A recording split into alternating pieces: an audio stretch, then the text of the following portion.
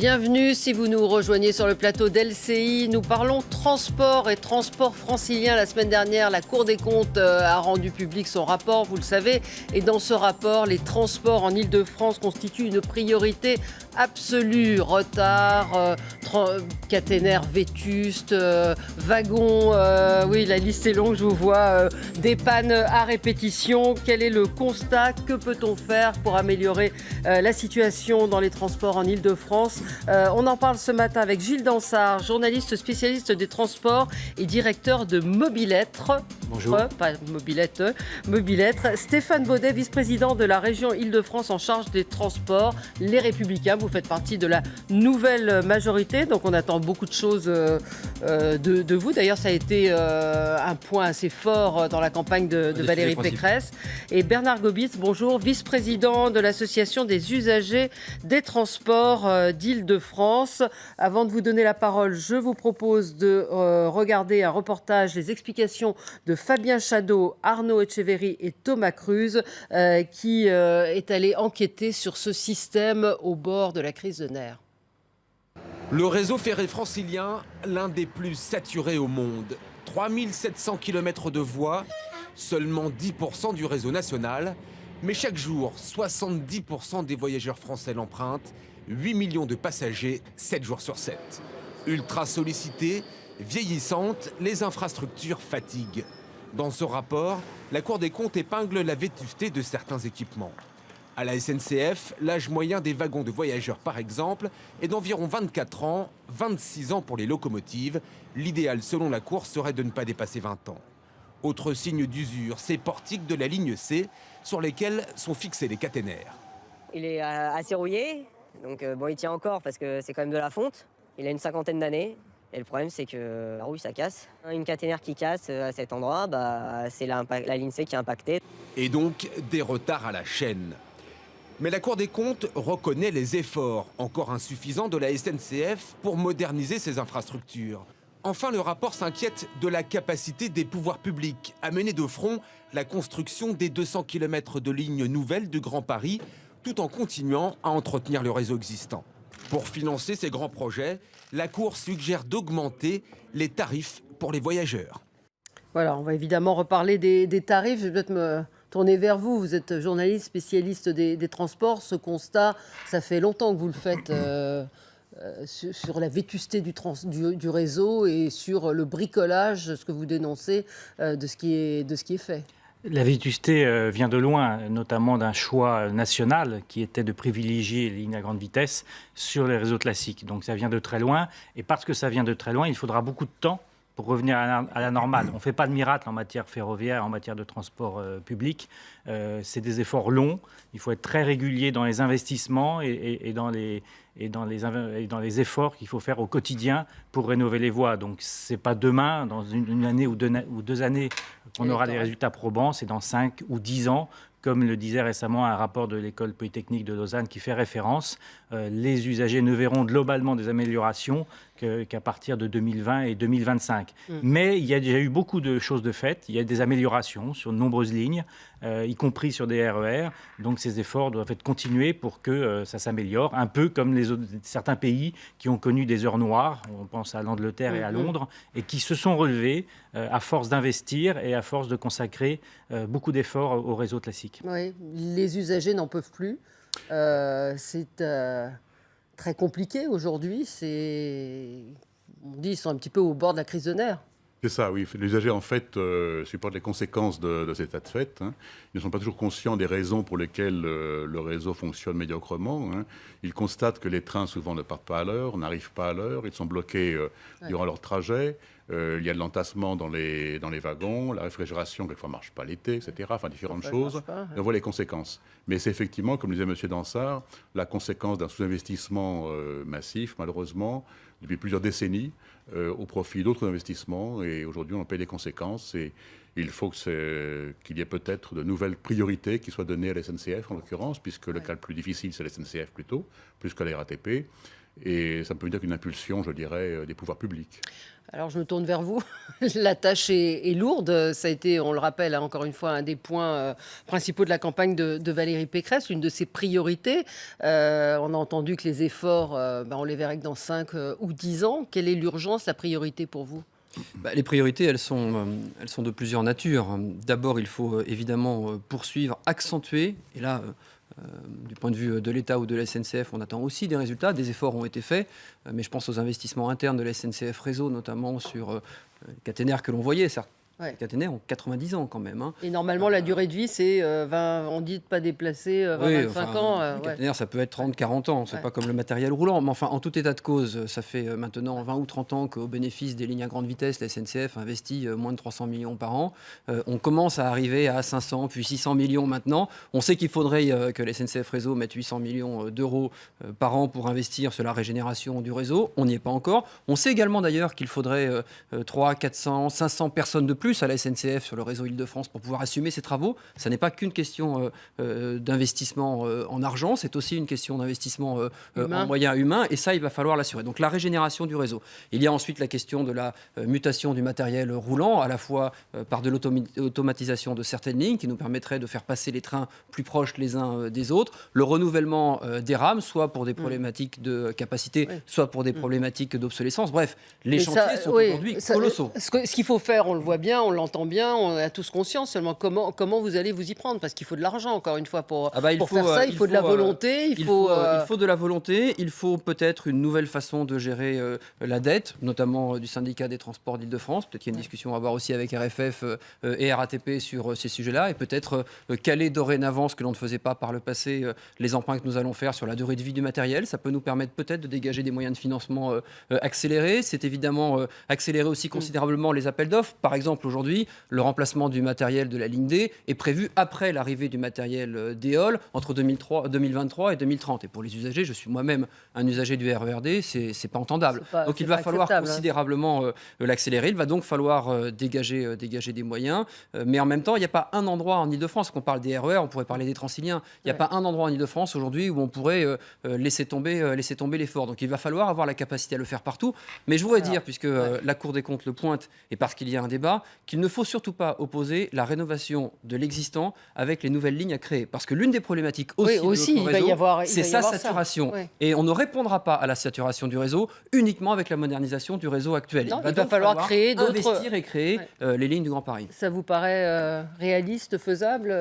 Oui, l'État est un peu schizophrène. C'est-à-dire qu'il rechigne à assurer sa propre mission. C'est la sienne, l'infrastructure ferroviaire. Ça n'est pas celle du STIF ou de la région. L'infrastructure ferroviaire, c'est la mission de l'État. Il rechigne à donner chaque année les budgets de régénération. Donc, alors qu'à côté, il a fait ce qu'il fallait pour sécuriser à peu près les financements des nouvelles lignes. Où il les donne et ils sont dépensés en province. Il faudrait qu'il soit un peu plus, un peu plus raisonnable aussi sur les budgets annuels de régénération.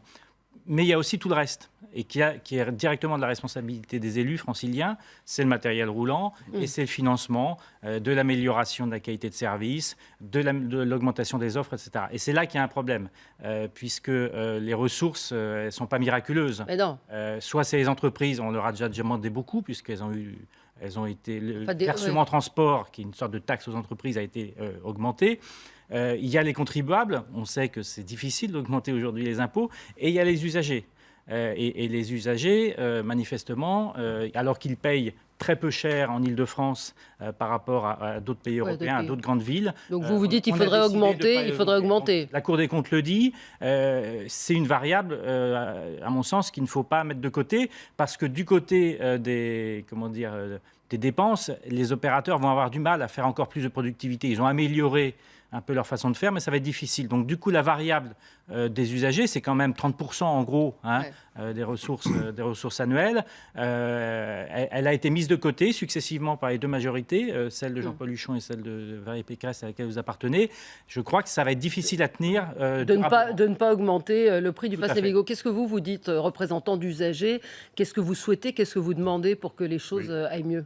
Notre priorité depuis de nombreuses années, c'est l'amélioration du réseau, l'amélioration du transport et puis du service rendu à l'usager. C'est indispensable, tout le monde le réclame et ça paraît assez évident. Bah oui. Le prix du transport, comme le dit M. Dansard, effectivement, n'est pas excessif en Ile-de-France.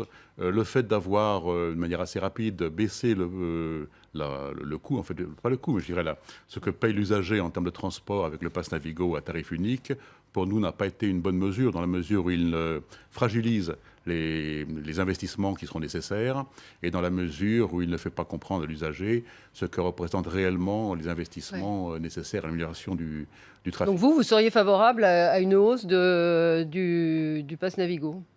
Disons qu'il serait peut-être souhaitable de lancer une réforme plus profonde, gérer les transports en Ile-de-France, peut-être renoncer donc à la zone unique dans une certaine mesure, peut-être concevoir des zones qui ne soient pas concentriques comme autrefois, mais peut-être par bassin d'emploi ou bassin de vie en l'occurrence, et aussi éliminer une distorsion qui nous paraît très regrettable entre l'usager abonné qui paye maintenant son transport assez bon marché, et l'usager qui achète un billet unitaire, qui lui paye très cher son transport.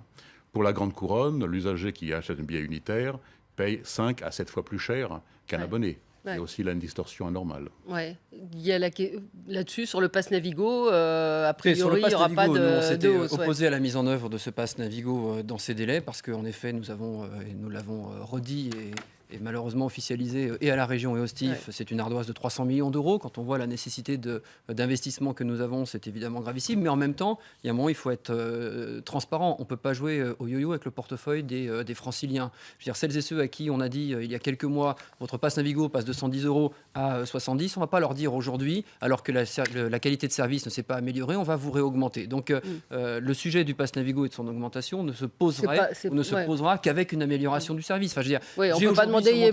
J'ai aujourd'hui sur mon téléphone toutes les alertes sur toutes les lignes à chaque fois que quelque chose dysfonctionne sur le réseau. C'est de partout. Donc aujourd'hui, on n'a pas la capacité politique, au sens le plus noble du terme, de dire aux franciliens, je vais réaugmenter vos tarifs alors que vos trains sont en retard, n'arrivent pas, sont annulés. Et c'est quoi ça sonne tout le temps? C'est tout le temps les alertes? C'est assez régulier, en effet. Oui. Enfin, l'état du réseau en Ile-de-France, on l'a évoqué. Personne ne se cache derrière son petit doigt sur ce sujet-là. L'état du réseau est en parfaite obsolescence. Il est saturé de partout aux heures de pointe. Donc on a un travail colossal à accomplir. Oui, sur la fraude, là aussi, Valérie Pécresse avait suscité un certain nombre de réactions. Je trouve que c'est plutôt une réhabilitation pour la présidente de la région. Ça fait plus d'un an qu'elle un million par jour. Un million par jour. Et encore, la Cour des comptes pointe 366 millions de pertes liées à la fraude par an, en soulignant dans son rapport que c'est sans doute d'ailleurs sous-évalué, en plus. Donc voilà, donc Valérie Pécresse s'était engagée dans la lutte contre la fraude, dans la campagne électorale. Elle avait fait une proposition de loi à l'Assemblée qui a fini par être une PPL Savary sur laquelle on travaille,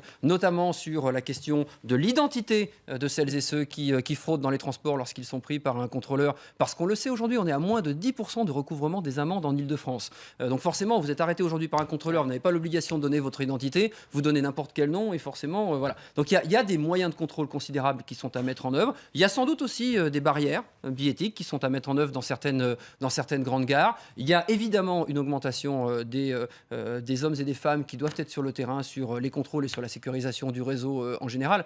La fraude est un véritable sujet. Perdre 1 million d'euros par an, juste par jour, des questions de fraude, c'est juste avec les investissements dont nous avons besoin, pas admissible. Non, 1 million d'euros par jour, le chiffre est invraisemblable. Voilà. Sans doute sous-évalué, dit la Cour. Manque à gagner. Les mentalités ont bien évolué. Je pense que les Français admettent mieux la lutte contre la fraude. C'est en train de bouger un peu culturellement sous l'effet de plusieurs facteurs. C'est le sujet sur lequel je reçois le plus de courriers à la région.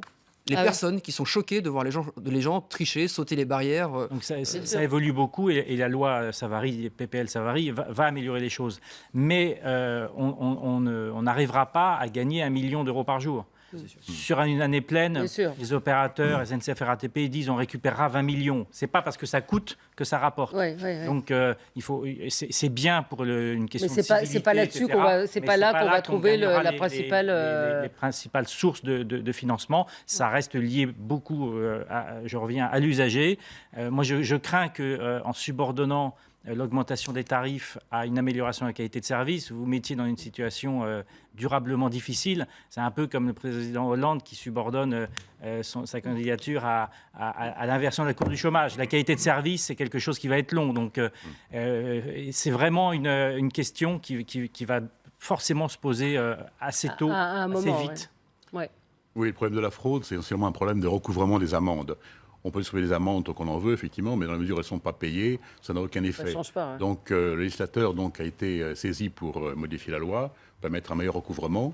C'est le seul moyen de rendre les amendes dissuasives. Sinon, ça n'a aucun intérêt. Hein. Ouais. Mais comme disait M. Dansard, effectivement, il ne faut pas compter sur un meilleur recouvrement des amendes pour financer le réseau francilien. Hein. L'ordre dîner n'est pas tout le même. Quand on parle de 20 à 30 millions récupérables, d'un côté, ça n'a pas de Oui, c'est rapport pas- avec les ouais. milliards qui sont Qui par vont ailleurs manquer. à dépenser pour rénover le réseau francilien. Voilà, on a posé la question donc sur notre compte Twitter. Êtes-vous satisfait des transports en commun en Ile-de-France? La réponse est non à 82%. Ça ne vous étonnera pas.